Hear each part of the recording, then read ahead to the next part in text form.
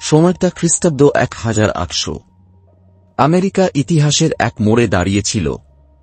জনবহুল শহরে ভদ্রলোকেরা গর্বভরে হাঁটত লম্বা কোট আর উঁচু টুপি পরে, ঘোড়ার গাড়ি দিয়ে সাজানো কোবেলস্টোন রাস্তার ধারে। ভদ্রমহিলারা লম্বা গাউন আর বোনেটে রাস্তায় ভেসে বেড়াত, শহরের দৃশ্যে তাদের সৌন্দর্য এবং মার্জিততা ফুটে উঠত। কিন্তু এই আভিজাত্যের আড়ালে ছিল এক ভয়ঙ্কর বাস্তবতা। দক্ষিণের বিশাল প্ল্যান্টেশনে আফ্রিকান দাসেরা জ্বলন্ত রোদে পরিশ্রম করত, খসখসে পোশাকে, অনেক সময় খালি পায়ে। তাদের জীবন ছিল শ্রমের শৃঙ্খলে বাঁধা।